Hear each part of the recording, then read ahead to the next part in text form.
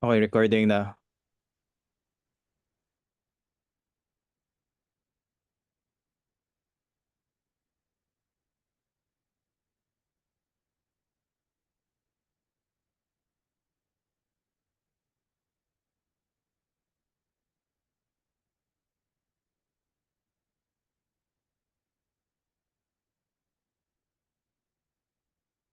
Okay.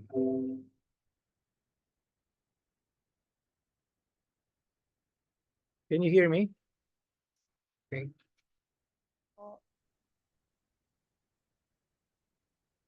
Can you hear me? Okay. Yes, Opo, sir. Opo, Doc.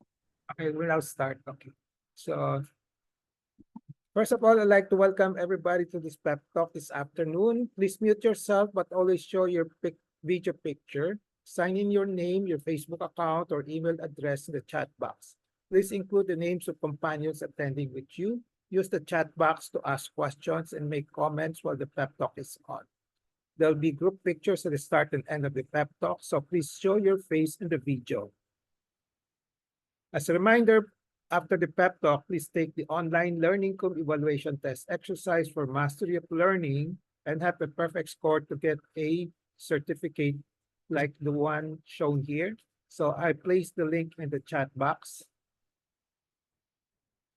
Another reminder, obtaining 25 OLETE certificates will entitle one mentee to a voucher for a RO Hoson medical consultation, either face-to-face or telemedical. Another request, please type in your feedback in the chat box during the open forum and before we adjourn. Thank you. Let's now have a group picture taking before we start the pep talk proper in 2 minutes. Please show your face in the video now.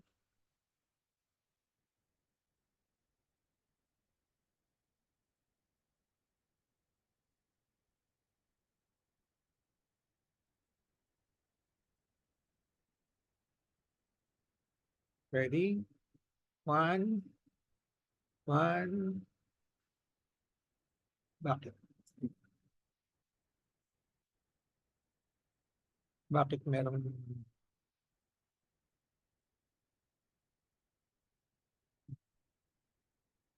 Bakit may mag-fire sa nakap?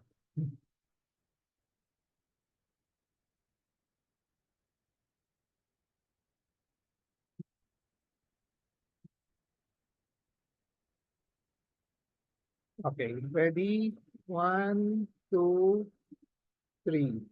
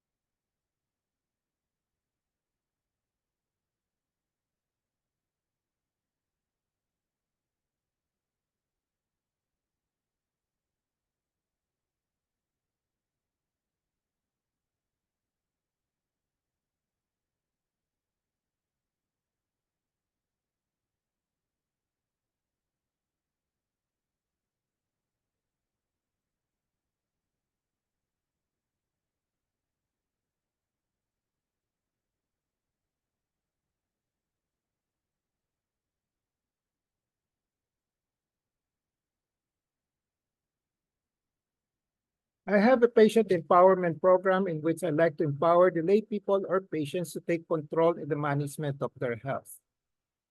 I started the pep talk on May 15, 2021 during the COVID-19 pandemic. There are 3 courses in the pep talk. I completed the core course on October 9, 2021. And then from October 23, 2021 onwards, I've been tackling health disorder and health issue courses. May 17, 2025, this year marks the start of year number 5 for the RO Hoson Pep Talk. How long the pep talk will last will depend on the enthusiasm, discipline, and perseverance of everybody, you and me. My pep talk today is entitled Must Know Common Patients' Rights in Healthcare. The empowerment objective is for the lay people to have a knowledge of the common patients' rights in healthcare as part of their health management. The contents of this pep talk will be the following. What are patients' rights in healthcare? Why should the lay people or patients know their rights in healthcare? What are the common or more common patients' rights in healthcare that all lay people or potential patients must know? And what are R.O. Hawson's recommendations on putting into action knowledge of patients' rights in healthcare? Disclaimer, the R.O. Hawson Pep Talk contains my thoughts, perceptions, opinions, and recommendations culled from my personal experiences as well as from the writings of other health professionals. Let's start with the first topic. What are patients' rights in healthcare?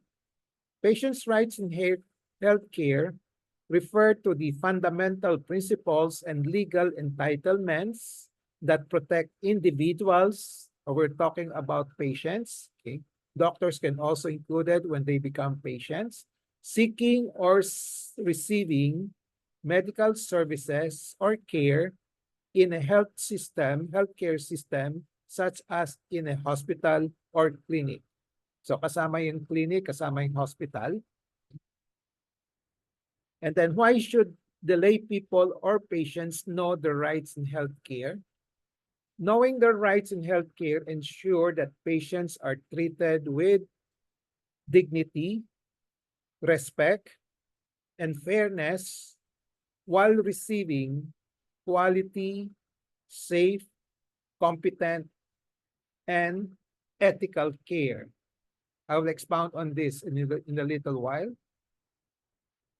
And what are the common or more common patients' rights in healthcare that all lay people or potential patients must know? So we have such a thing as patients' rights under the Philippine laws. So patients in the Philippines are granted several rights under the various legal frameworks in the country, including the 1987 Constitution, various statutory laws, and established administrative orders of the Department of Health on patients' rights. So these are the three sources of the main sources of the patients' rights under the Philippine laws. The 1987 Constitution, the various laws on this aspect, and then those administrative orders issued out by the Department of Health regarding patients' rights.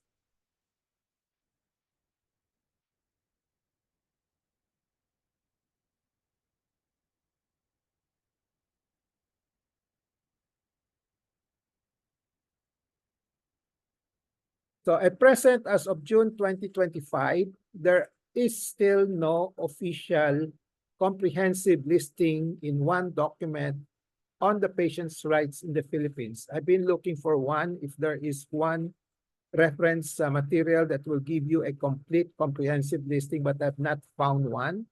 Okay. So I'll try to collect as many of the on the published patients' rights in the Philippines under the legal frameworks. I will present the more common ones for now. Well, number one will be right to informed consent. So this means patients have the right to receive complete information about their medical condition and the proposed treatment options. So dapat ina-explain ng doktor yung completely about the diagnosis, the basis for the diagnosis, for the medical condition being presented by the patient, and also the proposed treatment options. So the patients must give informed consent before any procedure or treatment is carried out. When you say informed consent, it could be yes, an informed yes, or informed no. So in the negative one, the refusal is also part of the informed consent. The failure of a healthcare provider to secure informed consent can result in legal consequences, including malpractice suits. So kung walang consent yung doktor na kinuha sa pasyente and then ginawa yung gamutan and something went wrong, the doctors can be sued.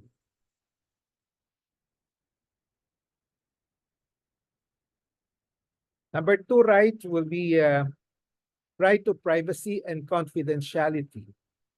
So this is under the Republic Act number 10173, also known as the Data Privacy Act. Patients' personal information and medical information must be kept confidential by the healthcare providers. This ensures that only authorized individuals, such as medical professionals directly involved in the patient's care, have access to this sensitive information. So, kung may mga pinapublish, so sakto may pinapublish pa ng mga information about the patient, but this is with the consent of the patient. Number 3 right will be the right to choose healthcare provider. The patients have the right to select their own healthcare provider, their hospital, and treatment facility. So this includes the right to seek second opinions and transfer to another healthcare institution if necessary. So pwede kayong pumili ng kung sinong doktor gusto ninyo, pwede kayong lumipat, pwede yung ayawin yung una. Okay. Then you can also you have the right to seek second opinion. No? Kung sino lumipat sa ibang hospital, pwede rin. Hindi pwede kayong i-retain sa isang hospital. Right to non-discriminatory treatment. So according to Republic Act number 8344, hospitals and clinics are prohibited from refusing treatment to emergency patients, especially those in life-threatening conditions, regardless of their ability to pay, and refusal to provide emergency care can lead to a criminal penalties. So in the past, there are a lot of instances in which yung mga pobre hindi binibigyan ng emergency care in the private hospitals, no? Because of the inability to pay. So ngayon, kumukonti na because of this law, but I think there's still some who got away with it. Okay. Another right is the right to be treated with dignity. Patients have the right to be treated with respect and dignity. Medical professionals are required to offer their services without discrimination based on social status. Pobre, gagamutin din. Mayaman, gagamutin. Okay. Gender, medical or any medical condition. No? Kung di niya linya, i-refer niya, pero titingnan niya muna at the very start. Kung di niya kaya, then i-refer. No? But she has to make some initial evaluation. Any breach of this can result in administrative complaints and legal actions.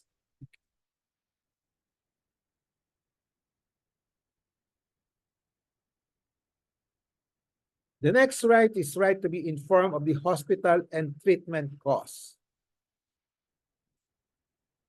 Ito, medyo dumadami na pero marami pa rin hindi nagbibigay ng mga estimate, mga kwento, yung mga computations of hospital and treatment costs. And as a patient, you must know that this is your right. You must ask for the cost of your treatment para hindi kayo mapasabak sa mga gastusin. Patients are entitled to receive clear and accurate information about the costs associated with their treatment. So this includes the cost of the procedures, the operations, medications that will be given, yung mga magkano, okay, and other related services.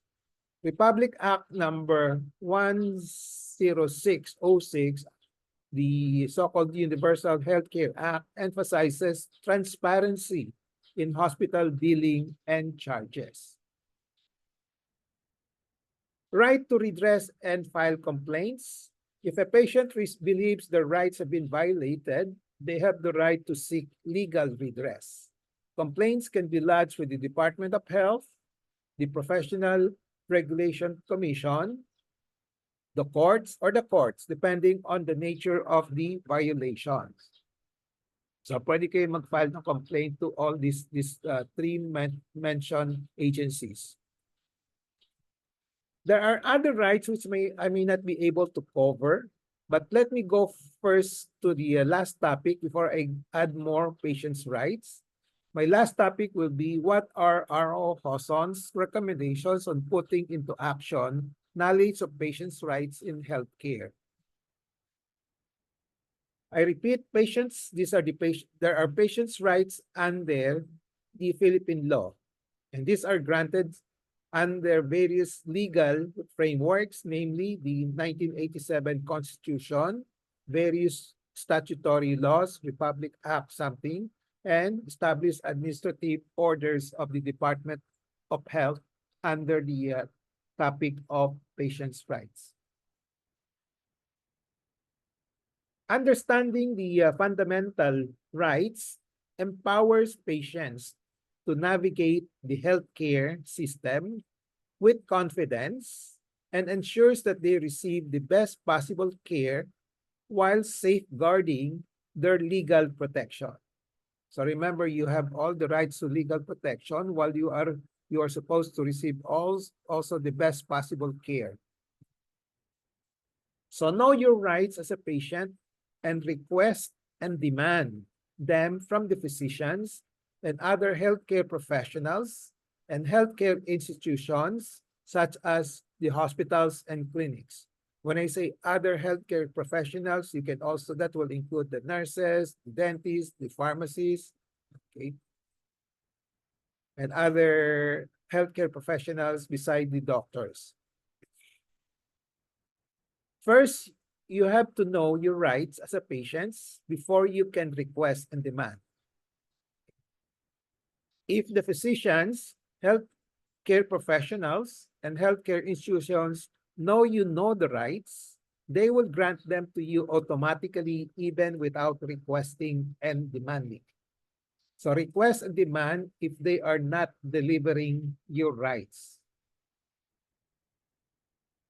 If they are not delivering your rights, remember you have the right to redress and file complaints.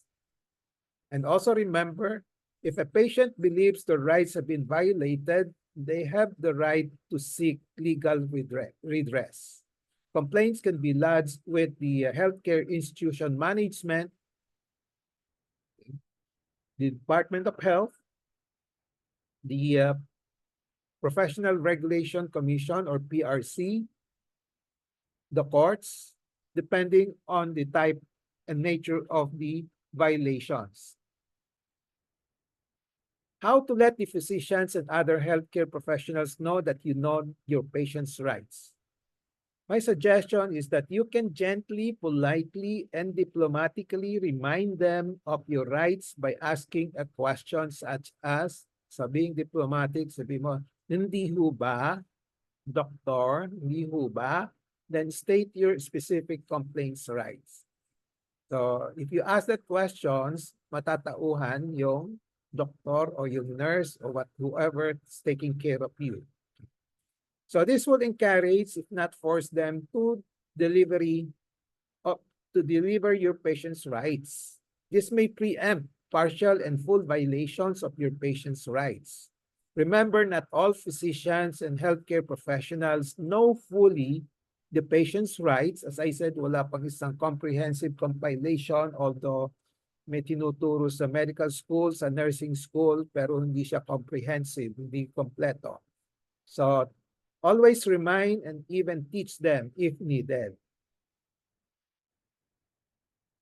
So let me now get back to the other patients' rights. As I said, there are plenty. There are overlaps in the statements of the rights. Although they are all important to know, there are certain priority because of the criticality, then common incidents or usage, okay, etc. So just remember that the overarching general objective of knowing the patient's rights is that you have the right to dignity, respect, and fairness while receiving quality, safe, competent, and ethical care. So this is the overarching general objectives. If you can memorize them, well and good. Pero ito yung pinaka-simpleng general guidelines on the other details that I presented to you, yung mga various rights. Marami yan. And the topmost specific objective or the topmost priority in the patient's right is that common sense naman, when you go to see a doctor, to a hospital, you want to have quality and safe patient care. So that's the topmost specific objective. And what is quality and patient safety care? Quality and safe patient care refers to the delivery of health services that are of, number one, quality, number two, being safe. When you say of quality, it must be effective. Yung bibigay sa yung gamot, although no doctors can promise 100% effectivity, at least you will be told that ano yung mga yung mga effectivity rates of a particular treatment, no? Okay. And then usually they will give you the more effective one, yung mga not effective dapat hindi binibigay. Then efficiency also, efficiency meaning that you will be given your healthcare services in terms of least number of inconveniences, resources, walang masyadong gastos, no? Then timely means it's short time possible, as much as possible. Kung minsan, nadi-delay, di ba? Okay. And also in the timely manner, kung sakaling emergency, dapat kagad-kagad. Na? Kung di sa emergency, pwede pang maghintay ng konti. Na? Okay. Then number 4, parameter for quality will be the patient-centered. So this means respectful and responsive to individual patient preference, needs, and values. Kaya importante may informed consent. Informed consent, we ask the patients, anong gusto ninyo, ano yung, what do you believe in, what are your preferences, no? Okay. And then, safe patient care naman, to put it simply, there's a lot of definitions of safe patient care. Sa hospitals, they use mga guidelines, pero medyo magulo yon, medyo very complicated. So the best, most simple definition of safe patient care is the doctors, the healthcare professionals will not be subjecting patients to undue actual and potential harm during medical care. Mind you, there's no such thing as zero harm, zero risk, no? But we just have to balance the benefit and the risk. Kung mas mataas ang benefit makukuha sa isang gamutan compared to the risk, no? Konti lang yung risk, pwedeng gamitin. No? Okay. So kung mataas yung risk in treating the patient at let's say baka mamatay siya in 90% of the time, wag na lang. Diba? So there are other rights which are adjunctive to the right to quality and patient care. So basically, again, this is in consonance with the overarching objectives that I mentioned earlier, the right to competent care, ethical care, right to dignity, right to respect, and fairness. Fairness, especially in the mga charging, usually that's the common connotation of fairness, no? Or walang discrimination. More specific rights adjunctive to the right to quality and patient care. So I'll just list down all of them, mention them. Okay, merong mga repetition lang dito. Okay, so right to appropriate medical care and humane treatment. So kasama dun sa quality and patient care. So dinagdag ko lang dito, probably additional emphasis here, humane, may compassion. No? Right to self-determination. You have the right to choose what you want to do. Right to informed consent. Yon. Magka-connect lang yung dalawa, self-determination and informed consent. Right to freedom of choice, right to choose a healthcare provider, right to information. So magtatanong kayo, dapat bigyan din kayo ng information for your treatment. Right to disclosure and access to information. This is related to the one earlier mentioned, right to information. Right to privacy and confidentiality. Right to health education, kasama yon, which is usually not formally given to us, no? Okay, usually nakakalimutan. Right to refuse diagnostic and medical treatment. Okay, remember you can refuse a treatment which this has been recommended to you kung ayaw mo. Okay. Right to dignity, right to religious belief, right to express grievance, you can file complaint, right to medical records, lahat ng medical records that are written on your, when you consult, you have the right to them, including the outpatient, dapat, no? Okay. So hindi lang sa ngayon, mga inpatients lang nagkakaroon ng records. Actually, you have the right to the outpatient records also sa clinics, no? Right to refuse participation in medical research, no? Then right to be informed of one's rights and obligation of the patient, no? Sa mga hospitals, they have published, may mga posters sila doon, no? Mga patients' rights and responsibilities. Okay? So nakikita nyo sa mga pader, sa wall, no? May mga patients' rights and responsibilities, yun, no? Now, patients to live against medical advice, no? Kumisan gusto na din umalis, no? Ayaw na niyo sa hospital, you have the right to leave as long as stable ang condition ninyo, as long as you sign a waiver. Okay? Right to continuity of care. So dapat after your discharge, after your discharge from one hospital, dapat yung doctor, no, dapat he will think of ways on how you can continue your care, either by himself or through another doctor. Parang may referral. Okay. Okay. Right to be billed accurately of expenses. Ito yung, again, I want to emphasize this. Karamihan, na maraming mali yung mga expenses that you're being billed off, hindi niyo alam. So kaya titingnan ninyo bago kayo umuwi, no? Titingnan niyo yung mga bills niyo. Parang pag kumakain kayo sa restaurant, no? Before you pay, usually tinitingnan niyo kung tama yung na bill sa inyo, yung mga in-order ninyo. Ganun din sa hospital. Try your best to check the expenses that you incurred in the hospital and check kung tama. More specific rights adjunctive to the patient's right this time, yung mga specific mga RA na, yung mga may law, no? So number 1, right not to be refused treatment during emergencies, especially in emergency room where the patient has no financial resources. Kaya lumabas itong RA 10932 in the past, maraming nangyayari dyan, no? So, pasyente hindi tinitingnan because sa emergency room, pinapalipat sa ibang hospital because they cannot, kasi pobre, most likely they cannot afford the hospital expenses. No? So, ang law nito is that at least the patient must be given first aid management before being transferred. No? Okay. Number 2, the other one will be right on detention of unpaid bills. Sabihin natin na hospitalized ka na at hindi ka makabayad, no? Ang gawain ng ibang hospital dati,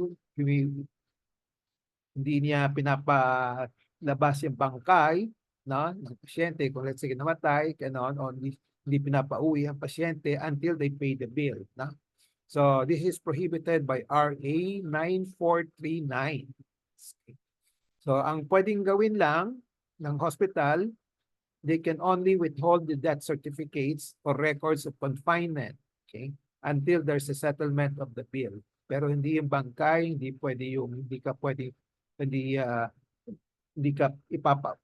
ka papayagan umuwi, no? Okay. So, I think that's the last slide.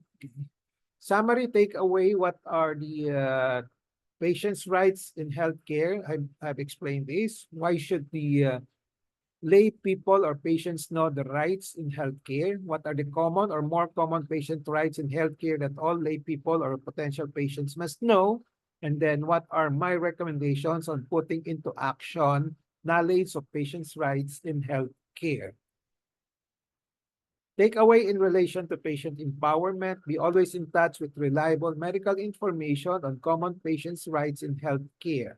Knowledge is power, it gives power. Use the 4 Ks of patient empowerment: kaalaman, kakayanan, karapatan, and kapangyarihan to gain greater control over decision and make better decisions on common patients' rights in healthcare as part of your health management.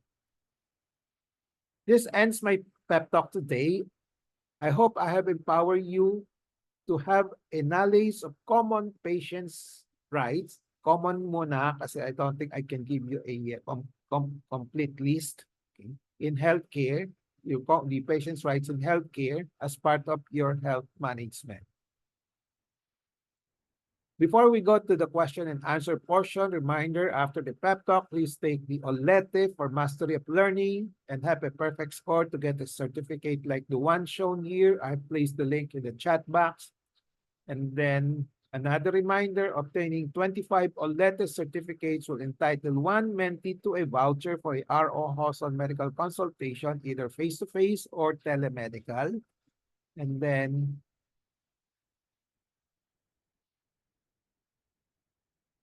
another request, please type in your feedback in the chat box during the open forum. And before we adjourn,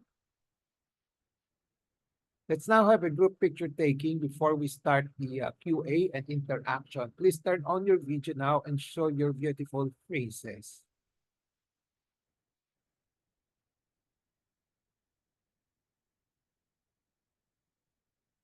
Okay.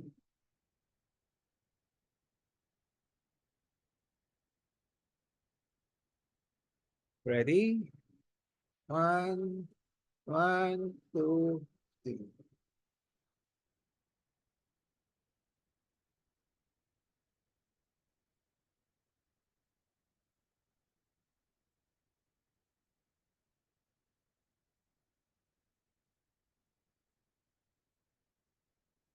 Okay.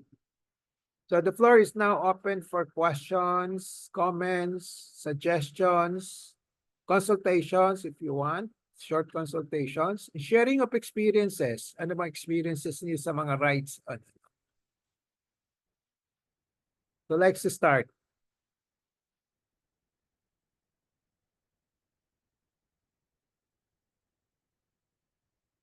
Any questions?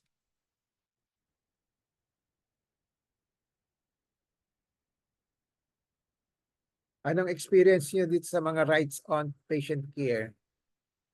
Nakikita ba niyo sa hospital may mga pastel, may posters, no? Patients' rights and responsibilities pa nga. May the word responsibilities, no? So, aside from the rights, in-emphasize nila na meron din responsibility yung mga pasyente, no? Lalo na yung to settle their bill, sasabihin nila, no? Pero pag doon sa rights, hindi nila nilalagay yung patient rights to be billed accurately. Yan ang emphasize ko sa mga hospital administrations, no? They should include that, no? So from my personal experience, maraming mali yung mga billing. Pag binibill na kayo, titingnan ninyo, no? Okay. Ako, as personally, I usually, because of my patient-centered approach, usually tinitingnan ko yung bill ng mga pasyente. Tinutulungan ko sila mag-check, no? Okay. Any questions?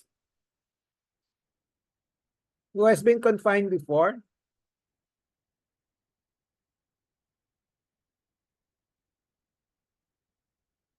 Wala. Perla, anything that you want to share? Si Perla, I think may experience siya na tinatanong niya yung doktor, ano yung diagnosis ninyo? Ano yung natatandaan ko yung kwento mo, Perla? Tama, Perla? Unmute yourself.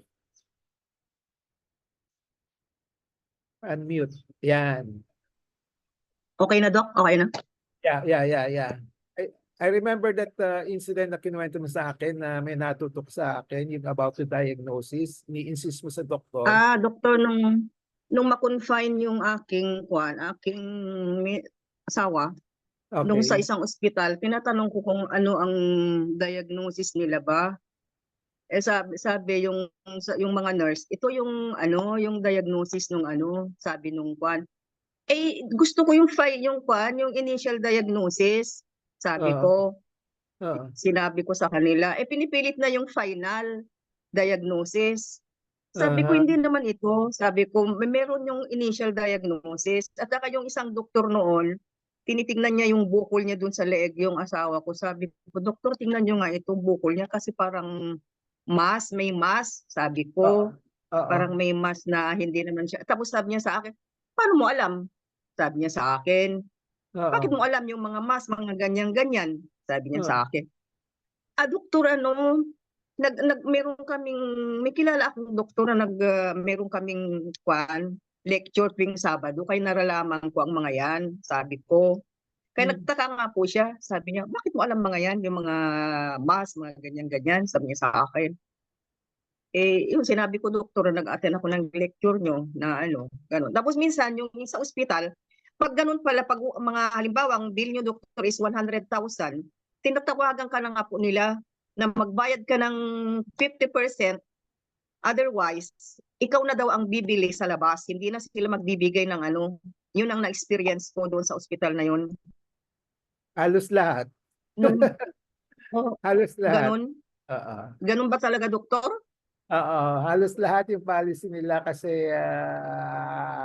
baka hindi daw niyo mabayaran ng todo, ng Oo, gusto. No? halimbawa, babayaran So, mo yung kalahati. yeah, papa-down na kayo kagad. No? Oo, tapos Otherwise, pag hindi mo nabayaran, ikaw na ang bibili sa labas ng mga gamot, mga kung ano-ano. oo nga Paano kung mga malaki na doktor, halimbawa, milyon na umabot na ng milyon, kung wala ka naman pambayad, paano po yun? Ayan, malaking problema yon. Okay. Opo. So, importante, number one is also kaya nga importante malaman ninyo bago kayo sumagupa sa isang hospital, alam niyo yung mga gastos, no? Pag nakapasok na Opo. kayo, trap na kayo doon, mahirap na Oo nga lumabas. po. Okay, so make sure alam niyo yung magagastusin ninyo at ready kayo, no? So pag na-trap na kayo, ang hirap lumabas na. Hindi kayo papalabasin as much as possible kung di niyo mababayaran, di ba? Okay. And then, Paano pag emergency, doktor? Kagaya yung nangyari sa kaibigan ko, nagpa-check up lang siya sa Manila Doctors. oo, Nung pauwi na sila, nawalan siya ng malay doon sa harapan ng emergency. Siyempre, dinala doon sa Maddox. oo, Ayun, okay. naopera siya sa ulo kasi meron daw nag-clot na dugo. Hanggang ngayon, nandun pa siya, doktor. More than a month na siya doon. Parang ang alam ko, bill nila, parang umaabot na yata ng 2 milyon eh. Okay. Kaya nga, before, kung let's say, uh, ewan ko kung na-aksidente o baka nagkaroon siya ng hematoma sa ulo, no? Doon Opo, sa may aneurysm daw. aneurysm sa emergency room, doon sa labas, di Opo, ba? So opo, pag pinasok sa emergency room, ida-diagnose ng ng mga doktor doon, di ba? Tapos opo. sasabihin sa pasyente at sa kamag-anak, kailangang operahan at dapat bigyan ng estimate, no? Okay. So Hmm. nasa relatives na kung itutuloy nila yung operasyon o ililipat nila. So Ah, pwedeng pwedeng tinatanong. oo, dapat, no? So, Mhm. kung sa mga doctors, tinatanong yon, no? Kasi na nagkaroon na sila mga problema na hindi makabayad ng pasyente, di ba? Okay. So, Opo. usually hindi rin alam ng pasyente kasi yung mga pasyente emergency. Sige na, gawin na niyo lahat ng dapat Opo, gawin. kasi ang sabi daw kasi doktor, within 48 hours, kailangan maoperahan. Kasi kung hindi maoperahan, baka kaya syempre, ikaw naman na relatives ng pasyente, gusto mo mabuhay, di po ba? Yeah, Di oo. kaya Yeah. So, ibabalance niyo yung yung kaya ba niyo bayaran, di ba? Kaya dapat Kaya nga lagi, ang sabi doktor, wini-work out daw na i-transfer sa PGH. Pwede pa ba yun? I-transfer siya sa PGH? pwede naman. Basta Kahit na may sakit, kahit na gano'n? oo, meron. Basta stable yung pasyente, no? Kahit let's say, hindi pa siya na-operahan, stable. Basta hanapan siya, lumisan yung hospital, private hospital, maghahanap ng government hospital for transfer, no? Mm. Pero the reality is mahirap maghanap ng government hospital lalo na sa Metro Manila, no? Para puno, palaging puno, lalo ng PGH, no? Mahirap ilipat, Opo. no? Ang hirap pumasok po diyan. Kaya dapat, I don't know, dapat nakahanda na palagi. Okay, nakahanda na lang sa financial, gano'n, no? Hirap At magkasakit ngayon. oo, at basta, pero alamin na ano, na pwedeng lumipat, huwag magsagupa, Opo. no? Okay. So Opo. humingi ng tulong not only from yung relatives, no? But also from your mga doktor na kilala. Okay? So kadalasan, yung sa akin naman, yung mga pasyente, mga let's say na stroke, whatever, or may aneurysm sa ibang probinsya, let's say sa Metro Manila naman, sa Bulacan, hindi kayang operahan doon, so ililipat from a private hospital to PGH or ON. Yun, minsan tinatawagan nila, kung kaya ko, hinahanapan ko sila pang transfer, no? Okay.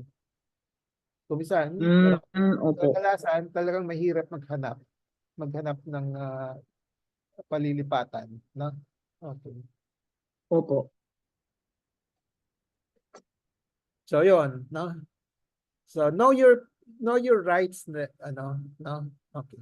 Para alam niyo kung anong gagawin niyo kung sakaling emergency kayo, no? At kung di naman emergency, anong dapat in-expect niyo sa mga doktor during the confinement, no?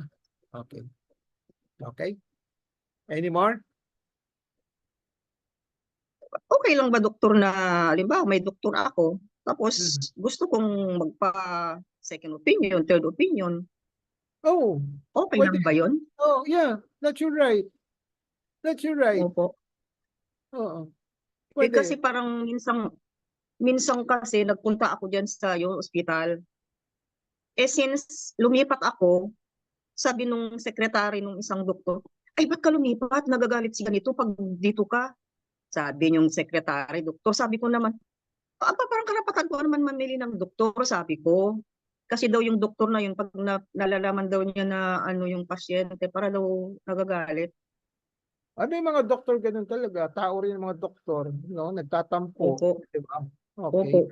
Kaya Parang ganun. sabi ko sa lecture nga, di ba? Sa lecture ko kanina, no? A lot of doctors do not know the rights of the patients also. Kaya kayo ang dapat alam ninyo, di ba? So, Oo nga po, sabi ko, karapatan ko naman pumili ng doktor ko, sabi ko nung sa secretary. oo, karapatan ninyo. Kung ayaw niyo sa akin, ayaw niyo sa akin, okay lang. Punta kayo sa iba, di ba? Walang problema, no? Okay. So, O kung kaya gusto, tinanggap din po ako dahil sabi ko wala siya, sabi ko wala kasi yung doktor, sabi ko kaya pumunta ako dito. oo. Baka daw Yeah, pag malaman niya. hindi, kahit na malaman niyo, okay lang. Dapat alam ng doktor yung rights ng pasyente, no? Kung pwede sa no, no. Opo. Wag niyo pipilitin na dapat sa kanya, kung ayaw sa kanya, no? So yung sa akin, Mm. ganyan. Kung ayaw sa akin, okay lang sa akin. Lumipat kayo sa ibang doktor, no? Kung gusto niyo sa Opo. akin, usually tinatanong ko rin kung bakit lumipat na kayo sa akin. So, tinatanggap ko pa rin, di ba? Kasi may right sila, no? They have the right, no?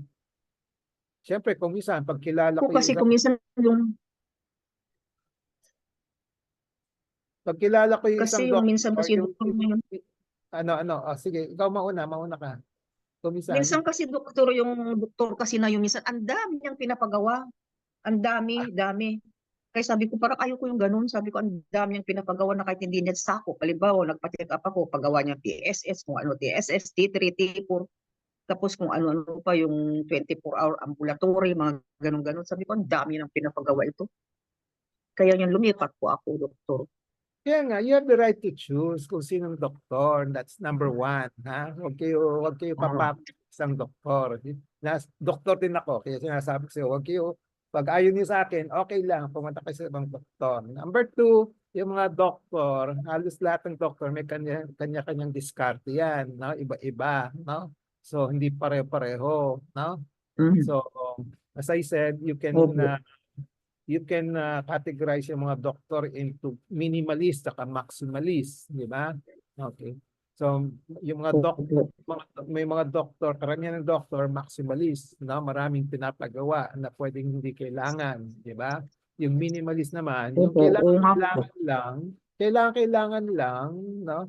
At pag sinabing kailangan lang, di man ibig sabihin hindi na siya pwede mag-order ng iba. Kung during the observation, no, during the follow-up, may nakitang ibang findings, pwede pa siya mag-order ng iba.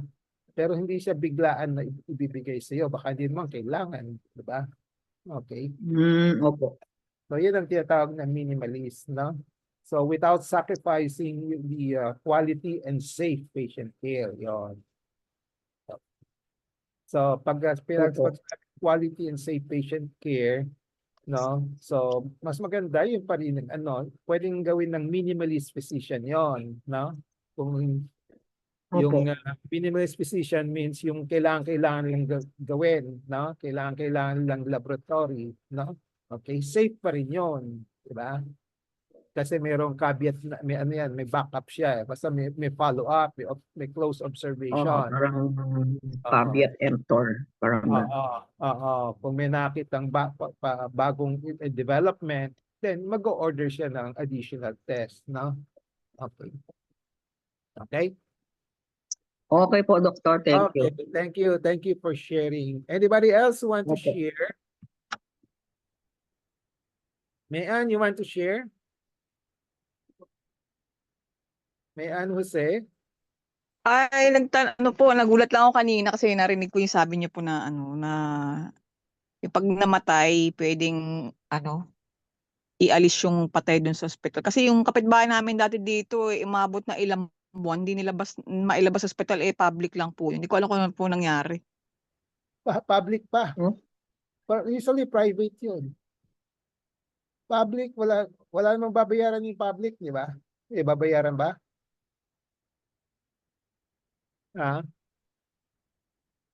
Pag sa public, Tuhol nila yung bangkay? ino-hold nila yung bangkay kasi hindi makabayad. Hinihintay yung bayad sa private, no? So yan ang gawain noon. Kaya naglabas sila ng Republic Act something. Pinagbawalan na. RA 9439. Pinagbawalan na ngayon, no? Okay. So, kailan nangyari ito sa iyo, yung Mayan? Kailan nangyari? Lately lang o matagal na? Mayan? Nawala. Nawala si Mayan. Okay. Anybody else? Nawala po, Dok. Nawala. So, yung sinasabi ko, kailan nangyari yon? Kailan nangyari yung incident na yun? Dok, last year po. Last year lang. Last year lang? Opo. Tagal na po, ang laki ng bill po nila kahit public hospital yung Diosdado. Ewan ko narinig po yung Diosdado Hospital sa Caloocan. Hindi ko po alam kung ano na po nangyari dun eh. Narinig ko lang po, kawawa po yung pamilya. Yung government, kung sa government, may private sector yon, may private section sila doon? All purely Hindi ko po alam eh. Okay. Government po talaga yung Diosdado. Doon na nga lang po siya sa labas. Hindi nga po siya nasa kwarto. Nasa labas lang. Yung gilid lang po ng ospital. Pero nasa loob po ng ospital. Sige, di ko Pero alam. hindi po wala sila sa kwarto. Baka walang nagkiklaim. Baka walang Hindi, nagkiklaim. meron po. Kaso wala po silang perang panlabas. Hindi ko po alam kung ano nangyari dun eh.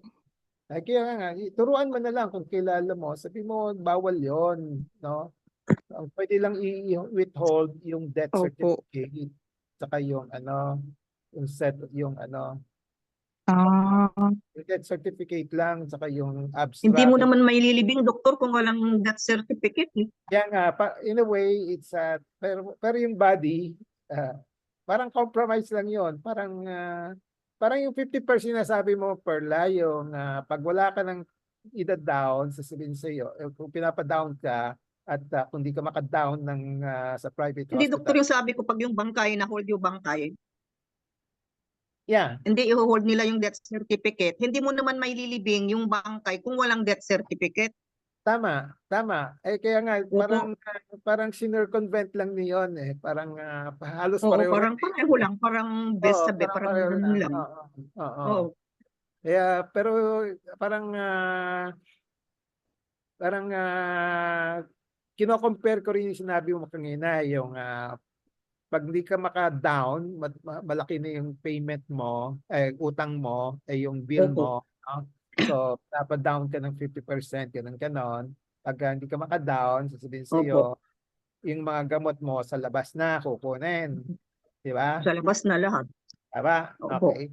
Kaya nga, may Opo. contradiction yan eh. Opo. Contradiction kasi may mga patakaran din mga hospital. Sabi na, quality patient care. Sa umpisa, sasabihin nila, bawal bumili ng gamot sa labas. Dapat sa loob lang. Di ba? Tama? Naririnig mo yun. Na, Opo nga po. pinagbabawalan nila yung bibili ka ng gamot sa labas, sa Bumili. laboratory sa labas, gano'n. Pero parang napilitan na lang sila gumawa ng mag-put up a ruling na pag hindi kayo nakabayad, hindi kayo naka-down, dapat sa labas na kayo bibili kayo ng gamot. No? So may contradiction yun eh, di ba? No? Okay. So halos So anyway, whatever it is, just be ready, know your rights, be ready to act accordingly, no? Not only to protect your own rights, but how to adjust to the situation, no? Okay. When you say adjust to the situation, parang maghanda lang kayo para hindi kayo maipit sa mga sitwasyon na, let's say, especially yung finances, no? Finances, no? Okay. Okay. So, any more? Thank you po, Dr. Ray. Thank you po, Doctor. Sino pang gusto mag-share? Isa pa, last. Pwedeng isa pa.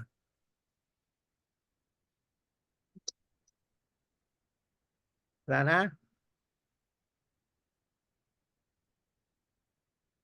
Kung wala na, we'll call it a day. We'll see each other next week again. Okay? Doctor, Happy Father's Day. Nga. Oh, Happy Father's Day. Thank you. Happy Father's Day, Doc. Happy Father's Day. Happy Father's Day. Thank you. Nakalimutan ko na. Okay. Bukas, Doctor. Bukas pa nga. Bukas. Sunday. Second Okay. Sunday. Sige. Thank you. We'll see each other next week again. Bye, Doc. Thank you po, Doc. Happy Thank you po, weekend. Doctor. Happy weekend. Thank you po.